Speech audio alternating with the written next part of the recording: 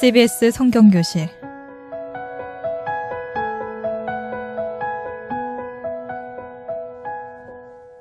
이 시간은 창세기부터 요한계시록까지 성경 66권 속에 숨어있는 하나님의 말씀을 함께 공부하는 시간입니다.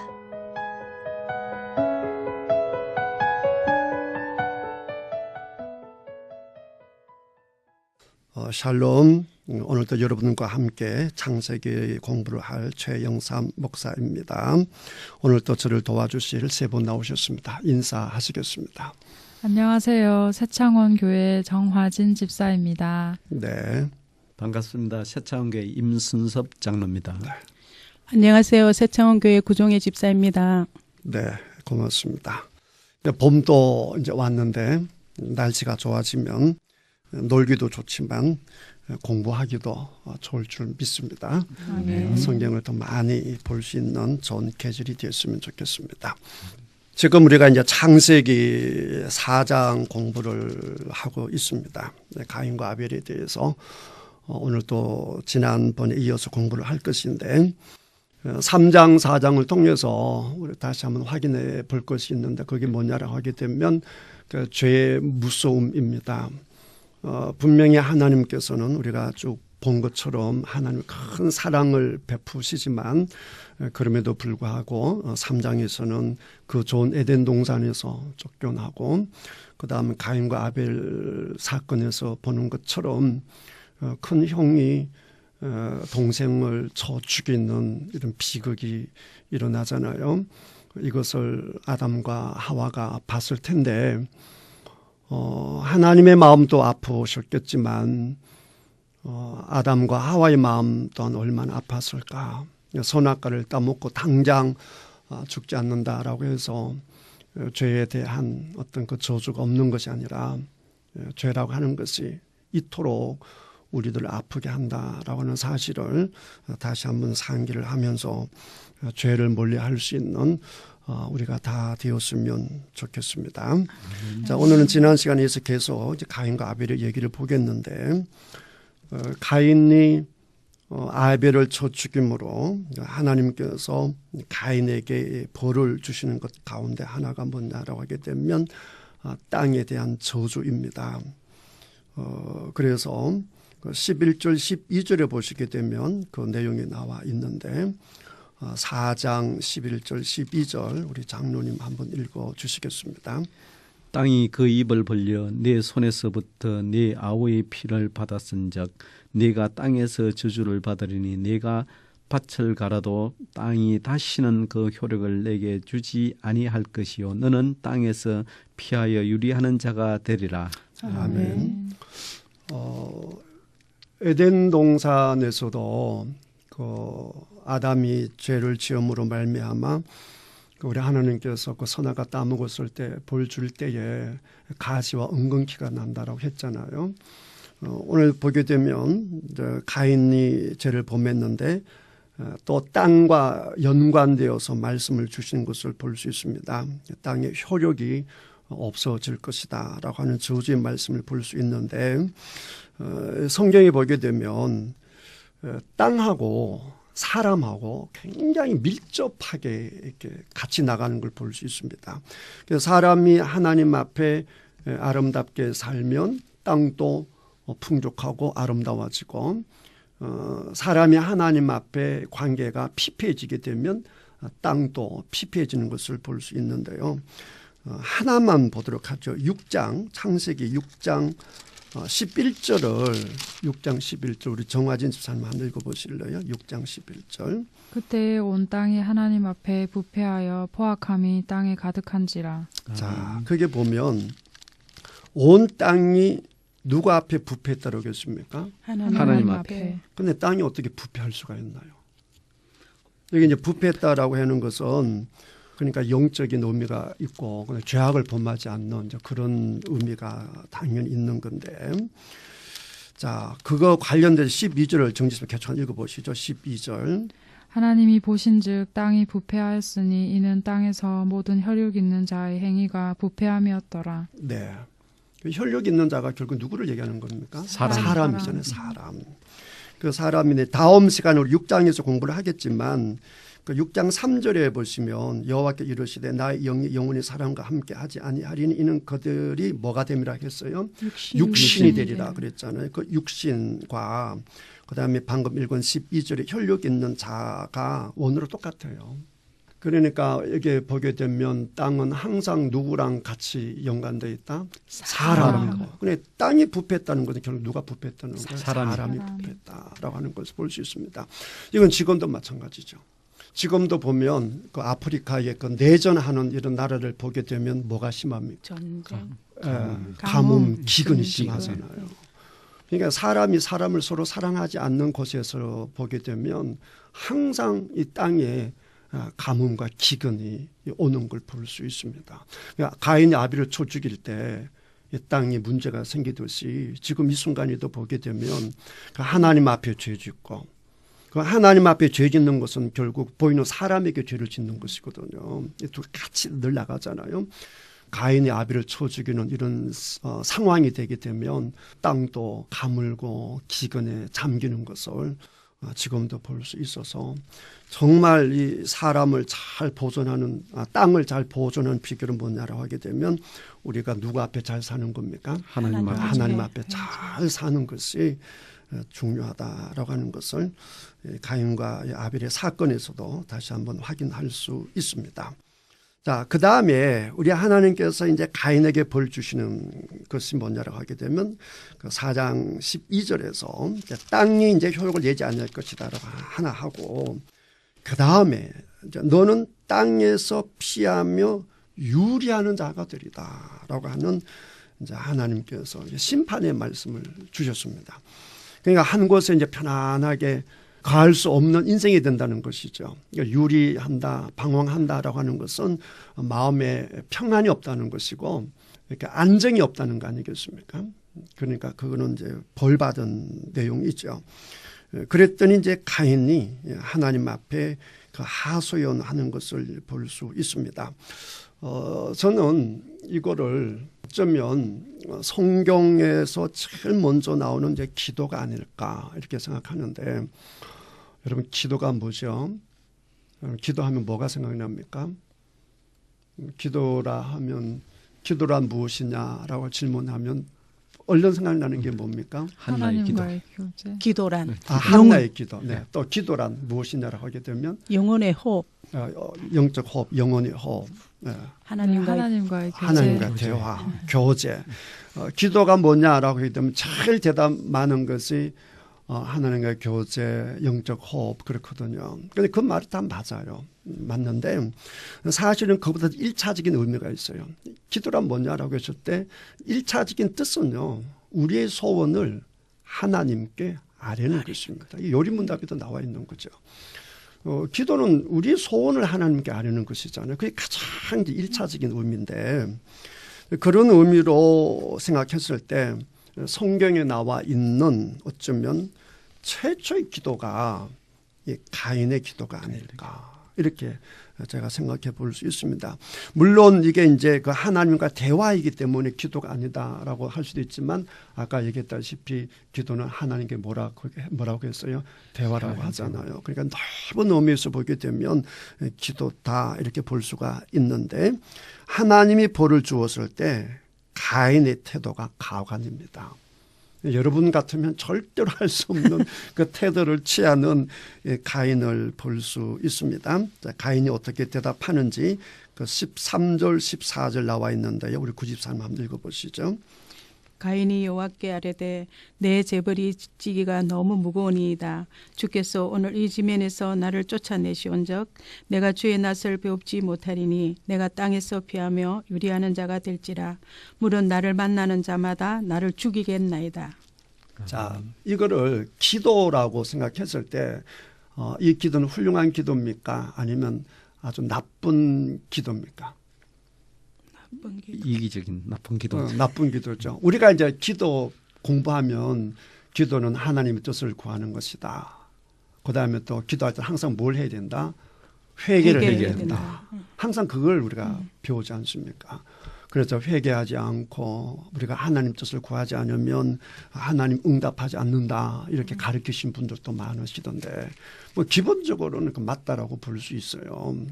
오늘 여기 보게 되면 참 가인은 정말 못된 인간이다라고 느낄 수 있는 것이 자기가 다른 사람도 아니고 누구를 죽였죠? 동생을 죽였잖아요. 그것도 동생이 많이 있는 동생 중에 한 명을 죽인 것도 아니고 일단 뭐 처음에는 이제 첫째, 둘째니까 뭐 뒤에는 이제 동생들이 나오지만 어쨌든 보면 정말 형제가 없던 시절에 귀한 시절에 동생을 쳐 죽여놓고는 거기에 대해서 하나님 앞에 잘못했습니다. 용서해 주십시오라고 하는 것이 있어요, 없어요? 없습니다. 없잖아요. 그런데 놀라운 것은 말이죠. 우리 하나님께서 이런 기도를 들으신다는 거예요. 정말 하나님은 기가 막히신 분이에요. 정말 끝도 없이 좋으신 분이 우리 하나님이신 줄 믿습니다. 아멘. 어떤 분들은 그런 기도 절대로 안 듣는다라고 했는데 성경에 보면 하나님 이런 기도를 들으세요. 이 가인만 이제 그런 게 아니라 하나만 더 예를 들면 사사기 16장 28절을 한번 보시면요. 아주 비슷한 이제 내용이 나오는데 사사기 16장 28절 그게 보게 되면 삼손의 얘기가 나오는데요. 우리 장로님 한번 읽어보시겠습니까? 삼손이 여호와께 부르짖어 이르되 주 여호와여 구하옵나니 나를 생각하옵소서. 하나님이여 구하옵나니 이번만 나를 강하게 하사 나의 두 눈을 뺀 블레셋 사람에게 원수를 단번에 갖게 하옵소서 하고. 네, 이거는 뭐 진짜 기도죠. 하나님께 부르짖어 이제 기도하는 것이니까 이제 삼손의 기도라 부를 수 있는데 사사기에서 제일 많은 분량을 차지한 사람 중에 한 사람이 삼손이거든요. 그러니까 여러분도 사사기 그러면 첫 번째 떠오르는 사사가 누구냐면 삼손이잖아요. 심지어 예수 안 믿는 분들도 삼손은 알죠. 삼손 하면 또 생각나는 여자가 있잖아요. 삼손과 들릴라. 그 영화도 나오고 안 믿는 사람도 다 알잖아요. 근데 사실 삼손이 여러분 13장 한번 보세요. 앞에 좀 그 사사기 13장. 13장에 보시면 삼손이 태어나는 얘기가 나와요. 지금 나실인으로 태어납니다. 아주 이제 구별된 사람들 중에서도 구별된 아주 특별하게 하나님께서 구별되어서 태어나게 하신 이야기가 한 장이나 나와 있습니다. 사사기에서 태어나는 이야기를 이렇게 많이 기록한 예는 없어요. 그만큼 이제 특별한 이제 선택받은 사람인데 거룩한 사람인데 정작 그의 인생을 보면 자 14장 15장을 보면 삼손과 누구의 얘기입니까? 14장 위에 보니 제목이 삼손과 dim나의 누구? 여자. 이 dim나의 여자는 누구냐면 블레셋 여자입니다. 나실이는요. 모든 방면을 조심을 해야 됩니다. 그래서 나실이는 함부로 사람을 이렇게 사귈 수도 없고요. 결혼은 더구나 함부로 할 수가 없어요. 근데 그렇게 해야 될 사람이 블레셋 여자하고 놀아나는 얘기가 14장 15장입니다. 그 다음 16장에 오시면 16장 1절에서 3절도 삼손과 여자의 얘기입니다. 그 여자가 어떤 여자죠? 16장 1절에 보니까 기생입니다. 이 말이 안 되잖아요. 거룩하고 또 그렇게 해야 될 사람이 누구랑 논다고요? 기생하고 놀잖아요. 그 다음에 이제 4절부터 나오는 게 그 유명한 들릴라 얘기예요. 그러니까 그 거룩한 삼손이 평생에 한 일을 보게 되면 여자하고 같이 시간 보내는 게 전부 다입니다. 그리고 여러분이 아시는 것처럼 세상 사람도 아는 것처럼 들릴라에게 당해서 비참하게 눈도 뽑히고 이게 비참하게 되잖아요. 그렇게 됐으면 삼손의 제정신이라고 한다면 우리가 생각하는 것처럼 정말로 영적인 사람이라고 한다면 이제 보통 우리가 어려움이 생기고 내가 잘못해서 어려움이 생겼을 때 우리는 기도할 때 주로 하나님 앞에 어떤 기도를 많이 합니까? 첫째는 회개 기도. 그렇죠. 회개 기도가 절로 나오죠. 정말 회개 기도 절로 나오죠. 조금만 잘못하면 그냥 하나님 잘못했으면 이렇게 되는데 자 우리 조금 전에 읽어주셨는데 회개하는 내용이 있어요 없어요?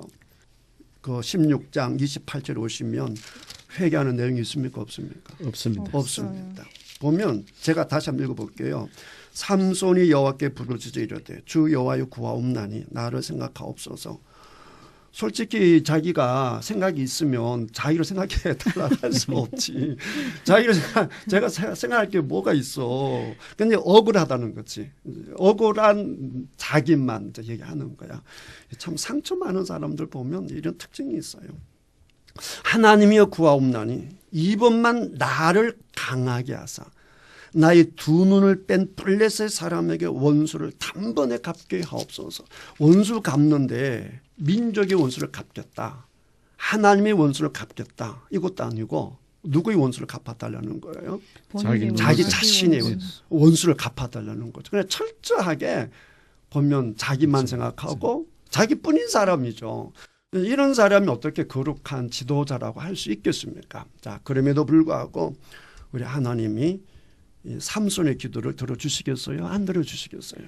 들어주십니다. 네, 뭐 이 정도로 하고 다시 이제 가인 얘기로 돌아오겠는데 제가 이 얘기를 잠깐 언급한 것은요, 여러분이 죄를 짓고 편안하게 죄를 지으라고 하는 말씀이 아니라 우리가 나도 모르는 사이 뭐 할 수 있어요?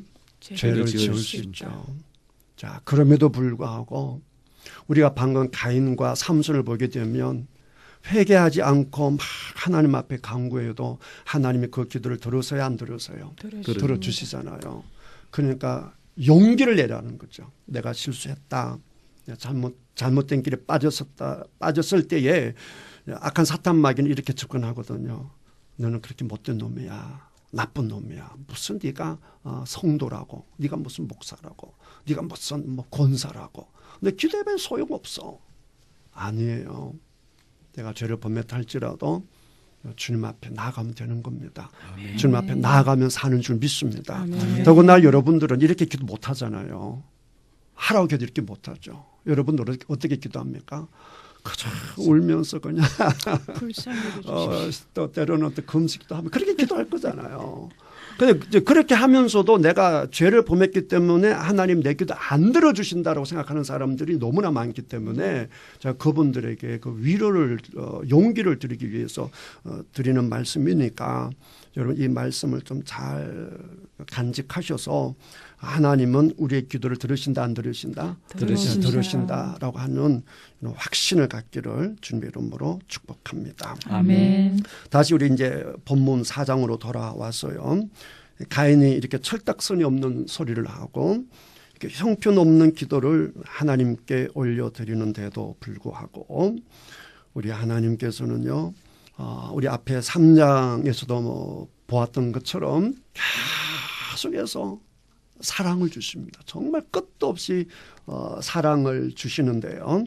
어떻게 하나님께서 응답하시는지 15절 우리 정화진 집사님 한번 읽어보시겠습니다. 여호와께서 그에게 이르시되 그렇지 아니하다. 가인을 죽이는 자는 벌을 7배나 받으리라 하시고 가인에게 표를 주사 그를 만나는 모든 사람에게서 죽임을 면하게 하시니라. 아멘. 만약에 여러분이 하나님이라고 하신다면 가인이 이렇게 철딱선이 없이 막 자기 선에만 하면 여러분이 하나님이시라면 어떻게 하시겠습니까? 야단치겠습니다. 그렇죠. 야단칠 수도 있고 야단치는 건 좀 양호하고 그냥 선부터 나갈 수가 있지. 이놈 하고 그냥 선부터 나갈 수도 있고 뭐 우리가 별소리 다 할 수 있지 않겠어요. 참 한심하다. 뭐 이런 게 다 있어. 뭐 별소리 다 할 수 있는데 하나님 보세요. 얼마나 좋으십니까? 하나님이 그에게 말씀하시기를 그렇지 않다. 가인을 죽이는 자는 벌을 7배나 받으리라 하시고 가인에게 표를 주사 그를 만나는 모든 사람에게 무엇을 면하게 하시니라? 죽임을 면하게 하시리라. 아무도 가인에게 손을 못 대도록 우리 하나님께서 응답하신 것이죠. 이분이 우리들의 하나님이신 줄 믿습니다. 아멘. 그런데 여기 잠깐 좀 우리가 생각해 볼 것이 있는데 자, 아담과 하와가 가인과 아벨을 낳았잖아요. 그러면 몇 사람이 살았죠? 아담과 하와, 가인과 아벨 네 사람이 이제 보면 성경에는 4명만 딱 나와 있는데 이제 가인이 이제 아까 기도하면서 걱정하는 것이 무엇이냐라고 하게 되면 나를 만나는 자마다 나를 죽이겠다고 했잖아요. 뭐 형 말고 또 누가 있다고 이런 질문이 들 수가 있죠. 그런 질문이 들 수가 있고 그 다음에 17절 보세요. 4장 17절. 이게 이제 가인 얘기거든요. 가인이 16절에 이제 노 땅에 거주하면서 17절 누구와 동침해요? 아내와. 그럼 이 아내는 또 어디서 나왔어요? 그러니까 아담, 하와, 가인, 아벨밖에 없는데 여자 있다면 하와밖에 없잖아요. 근데 여기서 하와를 아내라 할 리는 없잖아요. 엄마를. 그러니까 이 여자가 어디 나왔느냐. 이렇게 해서 또 궁금해하신 분들이 또 너무 많거든요. 그래서 잠깐만 언급하고 넘어가겠어요. 근데 대답을 하기 전에 여러분들이 이제 꼭 기억해야 될 것이 있는데 그게 뭐냐라고 하게 되면 성경은 우리에게 필요한 말씀만 주시는 거예요. 그러니까 몰라도 되는 것은 굳이 언급을 안 하는 겁니다. 항상 그 성경 말씀이 주는 그 의도가 있는 거거든요. 그러니까 의도만 따라가면 되지. 그게 이제 예외적인 것을 자꾸 가져와 가지고 뭐 이러니 저러니 막 이제 이렇게 이제 고민하시는 분들이 계시는데 그런데 좀 자유하시면 좋겠고요. 그게 이제 답을 우리가 좀 찾을 수 있는 것이 어디서 볼 수 있느냐라고 하게 되면 자, 그 5장에서 보게 되면 아담이 자식을 낳는 것을 볼 수 있습니다. 자, 5장에 보게 되면 5장 4절에 보시죠. 5장 4절.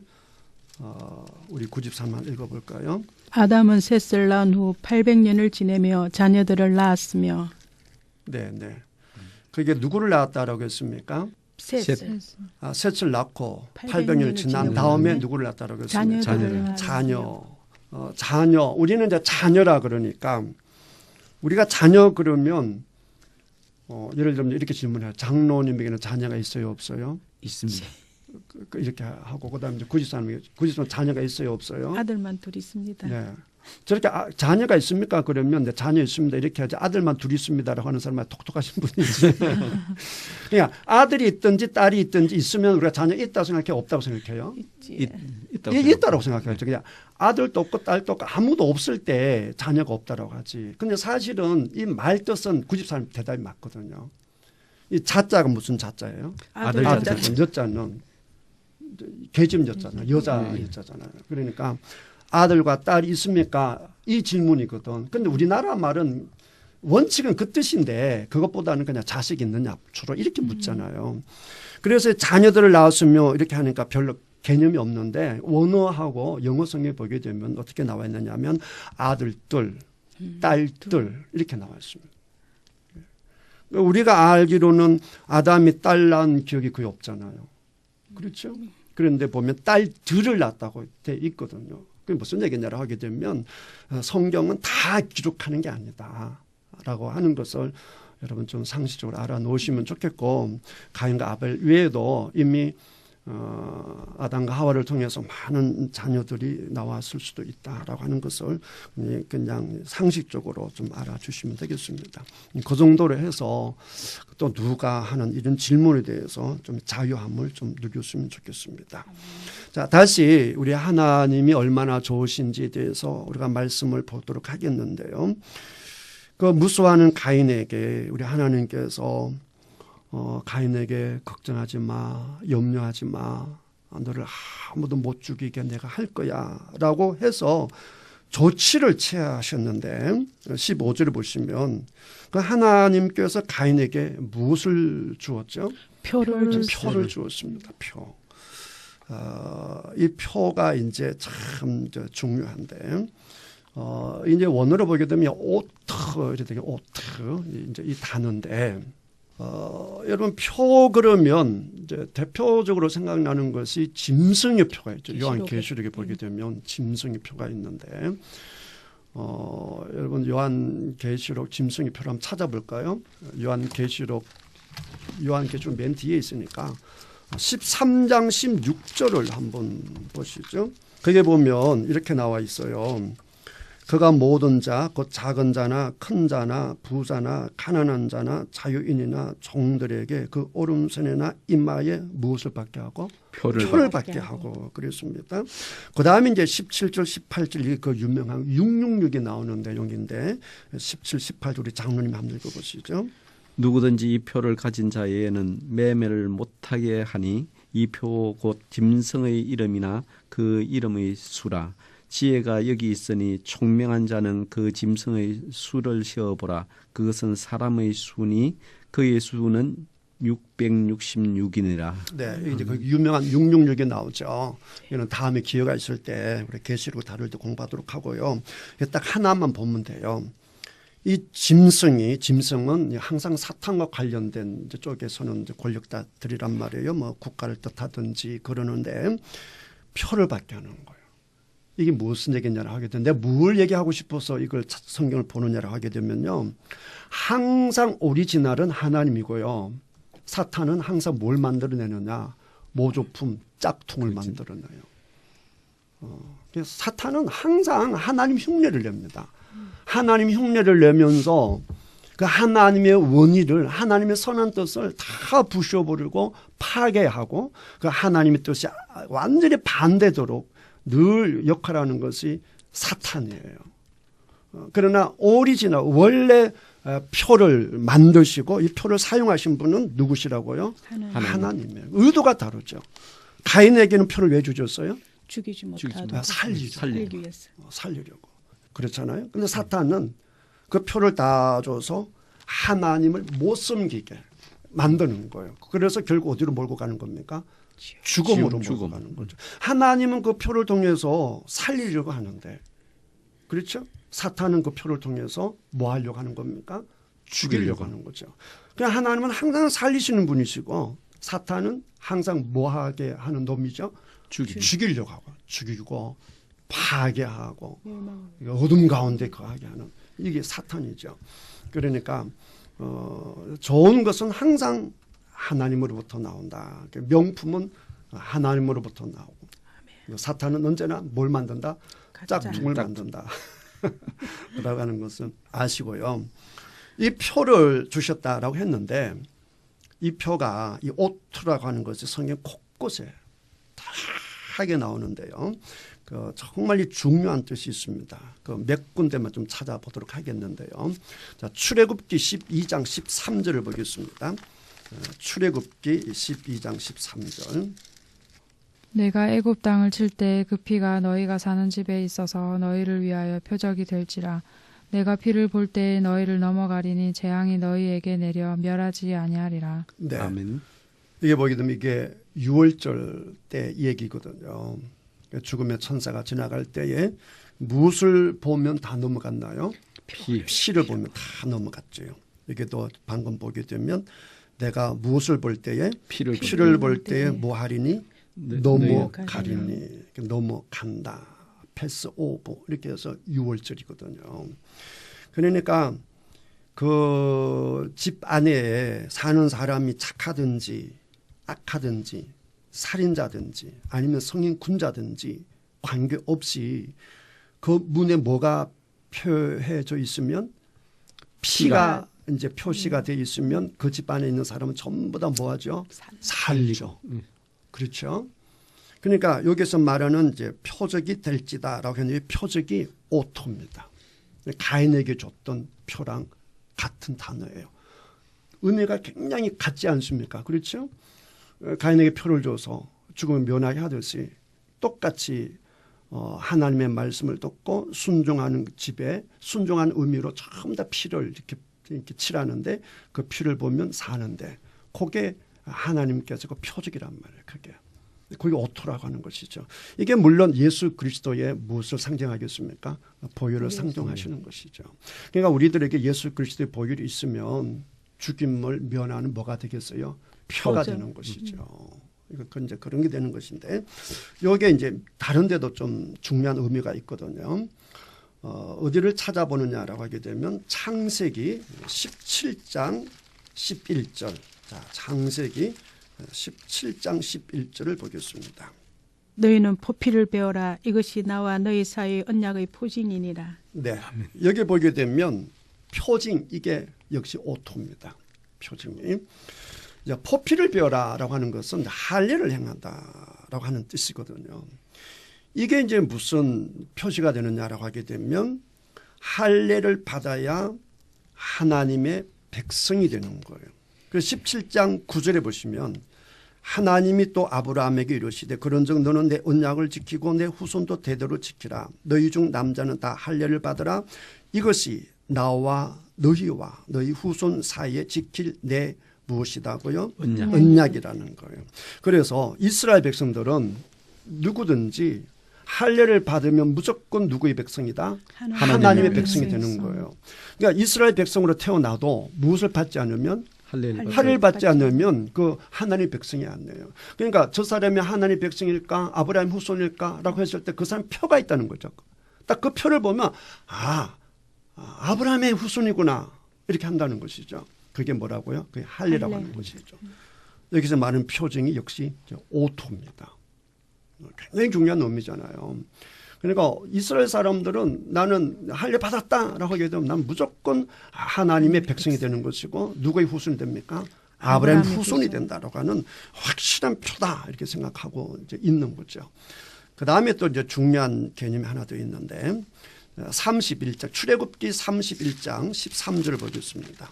다른 곳에서도 굉장히 많이 나오는데요. 가장 중요한 몇 개만 보도록 하는 겁니다.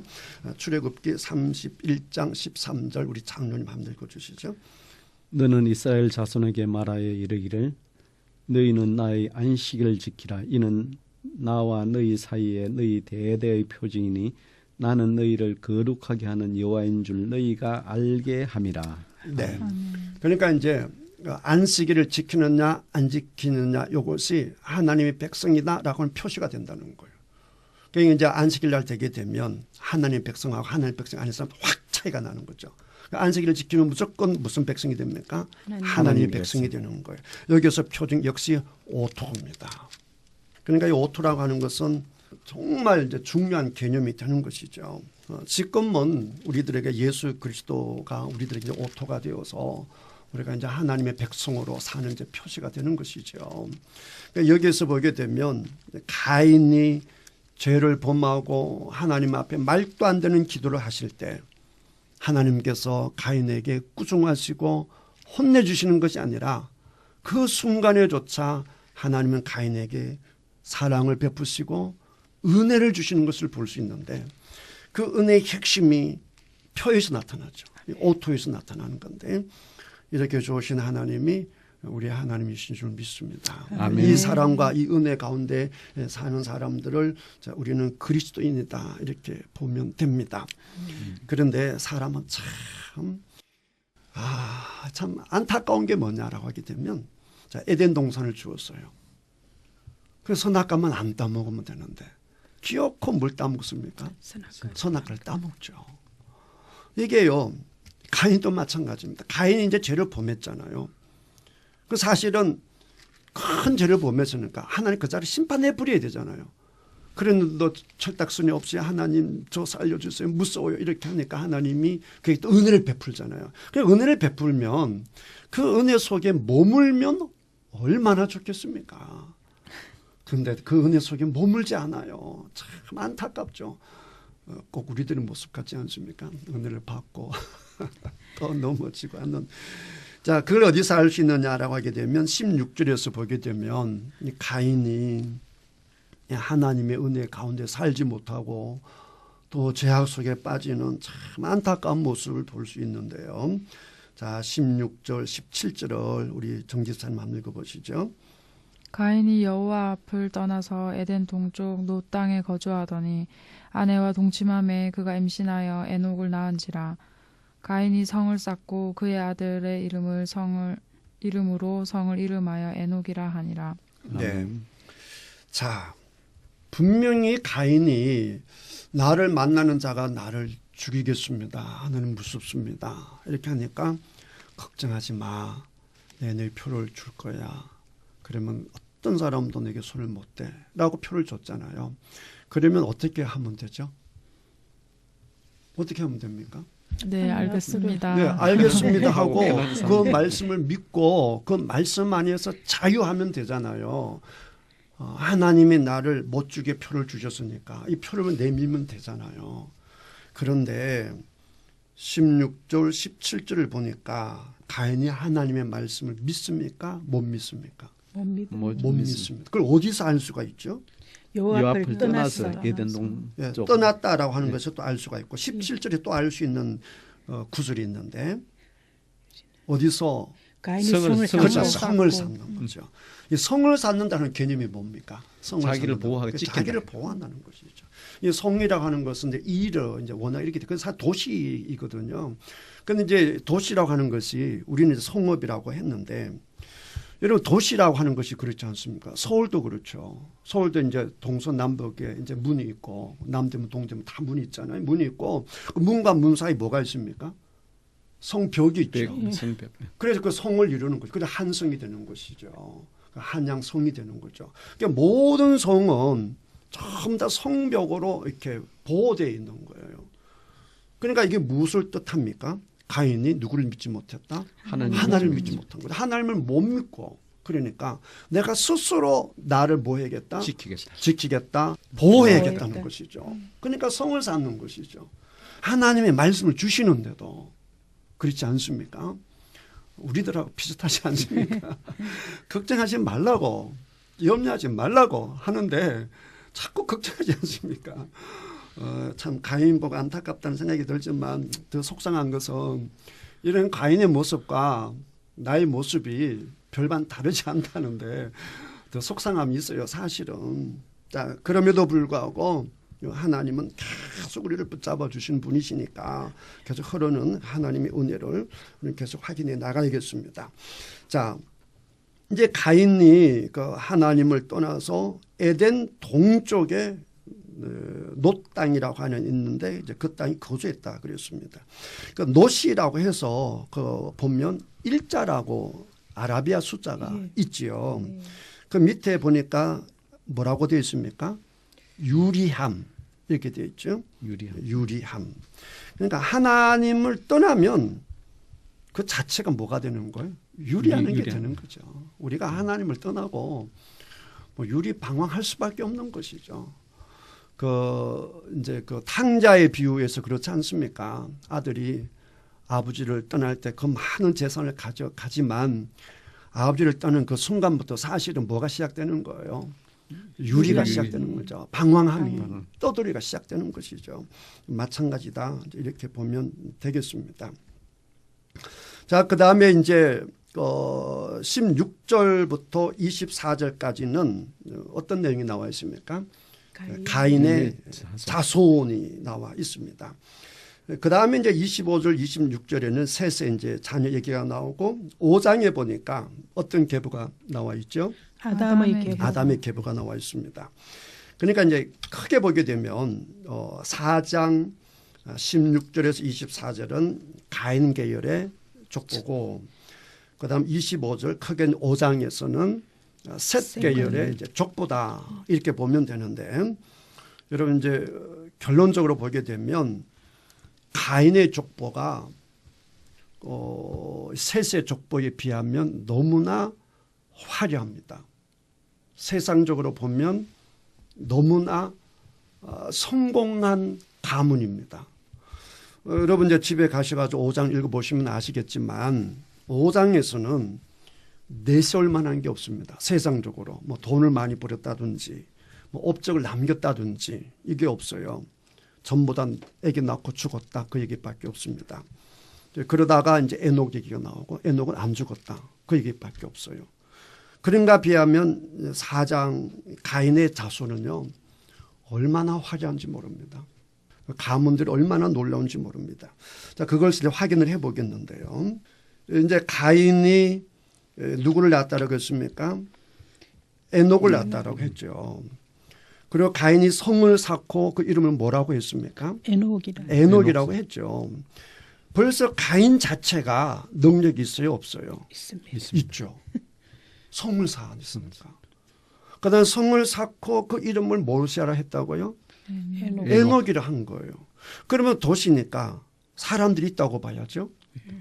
그러면 사람들이 그 도시 이름을 부를 때마다 누구 이름을 부르는 겁니까? 에녹, 그 자기 집안, 가문의 이름을 부르는 것이죠. 그러니까 그 도시에서 제일 어떤 사람입니까? 제일 어뜸이 되고 유명한 사람이고, 그다음 그 도시에 사는 사람들은 가인을 볼 때마다 늘 뭐 하겠어요? 감사하고 고맙다 해야겠죠. 누구 때문에 성안을 편안하게 삽니까? 가인 때문에요. 세상적으로 보게 되면 가인은 공헌자죠. 그렇지 않겠습니까? 이 성이 없다라고 하면 짐승의 위험도 있고 뭐 사람의 위험도 있고 뭐 여러 가지 위험이 있을 수 있는데 성 안에 편안하게 사니까 그다음에 살 때마다 그렇지 않겠습니까? 야, 이게 전부 다 에녹 아버지 때문이야. 가인 집안 때문이야. 이러지 않았겠어요? 그러니까 가인의 그 가문은 출발 때부터 굉장히 화려합니다. 굉장히 화려한 것을 볼 수가 있는데, 자, 그 다음에 이제 에녹이 누구를 낳습니까? 18절에 보시게 되면 에녹이 이랏을 낳고, 이랏은 누구를 낳죠? 모야엘을 낳고, 모야엘은요 모드사엘을 낳고, 모드사엘은요 라멕을 낳습니다. 그러면 아담부터 라멕까지를 치면 라멕이 몇 대 손입니까? 12대. 아담부터 쳐보세요. 아담, 가인, 에녹, 이랏, 모사엘, 머드사엘, 라멕 몇 번째입니까? 일곱 번째죠. 이게 아담의 계보에서 일곱 번째가 누구냐라고 하게 되면요. 5장에 보시면 자, 첫 번째 아담을 보고 6절에 누가 나와 있습니까? 셋이 나와 있죠. 그다음 9절에 에노스, 12절에 게난, 15절에 마할랄렛, 18절에 야렛, 21절에 에녹. 에녹이 몇 번째예요? 7번째예요. 라멕하고 에녹이 7대 손으로 대칭을 이루고 있습니다. 그러니까 라멕은 가인의 자손에서 가장 유명한 인물입니다. 그리고 셋세, 아담의 셋의 거룩한 계보에서 가장 유명하신 분은 에녹이죠. 에녹은 우리가 다 알잖아요. 죽지 않고 하늘에 이제 올라가신 분. 그게 대조가 이루고, 그 다음에 가인이 첫 번째 누구를 낳다 했죠? 에녹을 낳다 했지 않습니까? 그렇죠? 에녹을 낳고, 그 다음에 그 성의 이름을 에녹이라고 했죠. 그랬더니 사람들이 계속해서 그 성 이름을 부를 때마다 무엇이라고 부릅니까? 에녹이라고 부르죠. 둘째 아들 때입니다. 그 다음에 대조적으로 보시게 되면 25절을 보시면 4장 25절을 보시면 아담이 아벨 대신에 놓은 자식이 누구냐 하면 셋입니다. 셋이죠. 그 다음에 셋이 26절에 보니까 누구를 낳습니까? 에노스를 낳습니다. 26절에 보면 셋도 에노스를 낳은지라 되어 있잖아요. 그렇죠. 에노스를 낳는데 이거 역시 대조입니다. 어떤 대조냐. 에녹 때는 사람들이 에녹의 이름을 부르고요. 에노세 때는 사람들이 누구 이름을 부릅니까? 26절 보세요. 4장 26절. 우리 장면 한 읽어보시죠. 셋도 아들을 낳고 그의 이름을 에노스라 하였으며 그때의 사람들이 비로소 여호와의 이름을 불렀더라. 예. 누구 이름을 불렀어요? 여호와 이름. 여호와 이름을 불렀죠. 대조가 되는 거죠. 그렇죠? 가인의 아들 에녹 이때는 에녹을 불려 사람 이름을 부르는 겁니다. 그렇죠?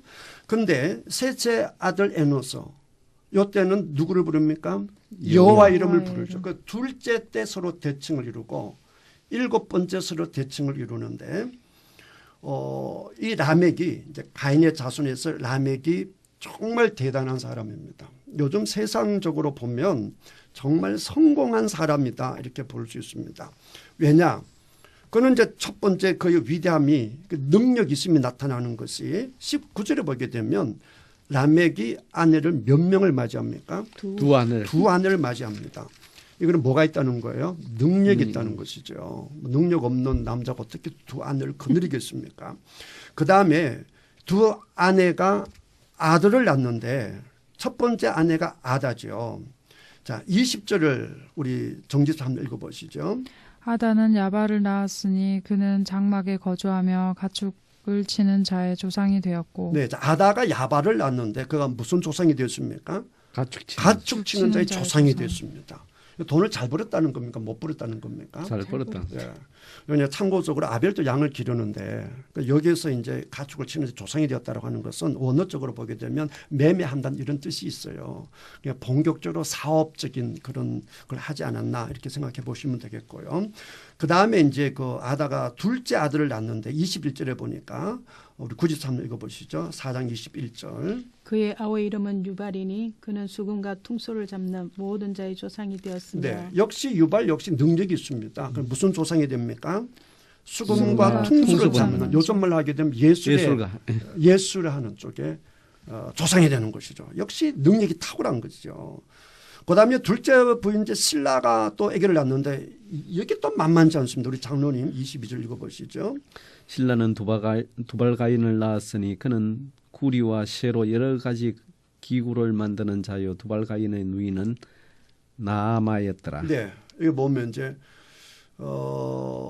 구리와 쇠로 여러 가지 기구를 만들었다고 했는데 처음으로 이제 철을 가공하는 거니까 쇠붙이로 이렇게 할 수 있으면 뭘 만들 수 있으면 농기구 만들 수 있죠, 무기 만들 수 있죠. 그러면 뭐 농사 지으면 뭐 비교가 안 돼. 다른 사람 전쟁을 해도 칼을 갖고 있는 사람이 이기잖아요. 그러니까 누가 이들을 이길 수 있겠습니까? 라멕이 이렇게 훌륭한 아들들을 두고 집안 얼마나 번성합니까? 이걸 보면 요즘 사람들이 꿈에도 소원이 라멕 되는 거죠. 그렇지 않습니까? 아들이 돈 잘 벌고 예술적으로 뛰어나고 하는 일마다 성공하고 여러분 뭐 꿈에도 소원 이거 아닙니까? 뭐 심지어 교회 안에서도 많은 기도하는 부분이 이런 부분 아닐까요? 그렇죠. 그런 어떤 세상적으로 보게 되면 가인의 자손은 너무너무 훌륭합니다. 너무너무 위대합니다. 그렇지만 이 가인의 자손은요. 거룩한 계보가 아닙니다. 생명이 없는 죽음의 계보입니다. 그리고 이 라멕의 특징을 딱 한마디로 볼 수 있는 것이 이 라멕의 노래입니다. 그게 이제 23절, 24절 아내들한테 자랑질하는 내용이 나와 있는데요. 이걸 우리 구집사님 23절, 24절 한번 읽어보시죠. 라멕이 아내들에게 이르되 아다와 신라여 내 목소리를 들으라. 라멕의 아내들이여 내 말을 들으라. 나의 상처로 말미암아 내가 사람을 죽였고 나의 상함으로 말미암아 소년을 죽였도다. 가인을 위하여는 벌이 7배일지라 라멕을 위하여는 벌이 77배 일이로다 하였더라. 네, 이 말이 얼마나 정말 건방진 얘기인지 모릅니다. 근데 사실 이렇게 건방지고 오만한 말은 일반적으로 누가 할 수 있는 말이냐를 하게 되면 성공한 사람들이 할 수가 있죠. 실패한 사람들은 기가 죽어서 이런 말 못해요. 항상 성공한 자들이 문제예요. 이 세상적으로 얼마나 성공한 가문입니까? 그러니까 보이는 게 없는 거예요. 오만방자한 거예요. 자기가 하나님이 되는 거예요. 이게 멸망한 가문의 특징이에요. 죽음의 사람들의 특징이라고요. 원래 우리 하나님께서 가인에게 말씀을 주실 때는 사랑으로 주시는 말씀이고 가인을 보호하기 위하여 주신 말씀인데 라멕의 아들들한테 자랑하는 얘기가 뭐냐고 하게 되면 제가 하나씩 읽어볼게요. 23절 아다와 신라여 내 목소리를 들어라. 그러면 자랑해요. 라멕의 아내들이여 내 부인들아 그 말 아닙니까? 내 말을 들어라. 나의 상처로 말미암아 내가 사람을 죽였고 내가 상처를 좀 받았어요. 그 누구를 죽였겠어요? 나에게 뭘 주는 자? 상처 주는 자 죽여버렸다는 거예요. 그 지금 자랑하고 있습니다. 이게 얼마나 힘이 대단하면 상처 준 사람을 죽일 수 있겠습니까? 그리고 사람들이 감히 대들지 못한 이유가 뭐겠습니까? 힘이 있기 워낙 힘이 있으니까. 뭐 무기 가지고 있지, 농기구 가지고 자식들 다 성공해야 쨍쨍하지. 그러니까 감히 뭐 손을 못 대는 거예요. 그래 지가 하나님 되는 거예요. 그 다음에 더 기가 막히는 거예요. 나의 상함으로 말미암아 누구를 죽였다? 소년을 죽였다 이거예요. 소년인데 좀 상하게 했어. 그럼 뭐 해버렸어? 죽여버렸다 이거예요. 그걸 지금 자랑하고 있는 거예요. 만약 여러분이 사람을 죽였습니다. 자랑할 수 있습니까? 웃어 숨. 혹시나 누가 알까봐 숨기기 급급하지요. 그럼 이 사람은 뭘 하고 있어요? 자랑을 하고 있다니까요. 그만큼 악하다는 것이죠. 그러니까 이 가인의 자손에서 아주 대표적인 흉악한 사람이에요. 그리고는 24절 보세요. 가인을 위하여는 벌이 7배인데 나에게 잘못 보이면 몇 배를 갚아버린다고? 77배나 내가 갚아준다. 원한을 갚아버린다 이거예요. 이러면서 정말 흉악한 소리를 하고 있습니다. 이것이 가인의 자손입니다. 우리가 알아야 할 것이 있어요. 그게 뭐냐라고 하게 되면 하나님을 떠난 성공은 절대로 성공이 아니다라고 하는 사실입니다. 이것을 우리가 이 가인의 계보에서 봐야 되고요.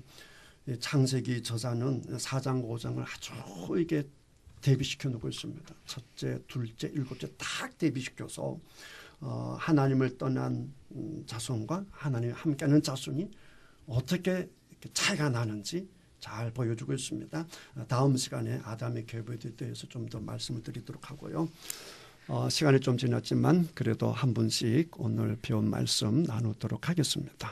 우리 장로님부터 하시죠. 저는 오늘 말씀을 보면서 가인의 모습에서 나의 모습을 본 듯합니다. 하나님께서는 근심 걱정을 다 내게 맡기라고 했는데 네네. 그 근심 걱정을 제가 안고 살기 때문에 제가 가인하고 닮은 점이 많은 거예요. 저랑 아주 비슷합니다.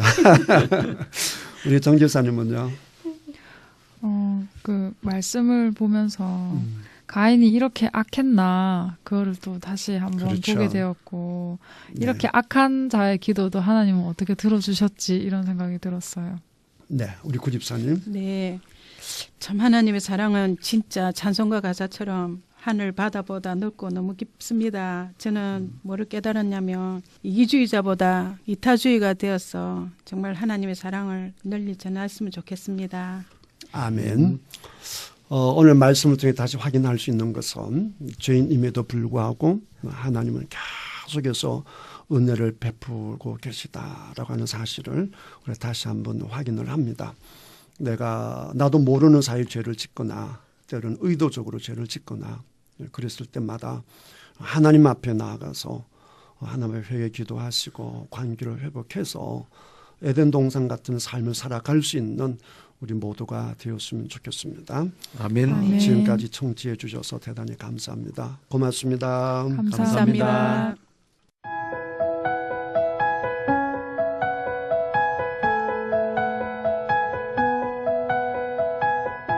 CBS 성경교실 지금까지 새창원 교회 최영삼 목사였습니다. 창세기부터 요한계시록까지 성경 66권 속에 숨어있는 하나님의 말씀을 함께 공부하는 CBS 성경교실은 유튜브를 통해 다시 들으실 수 있습니다.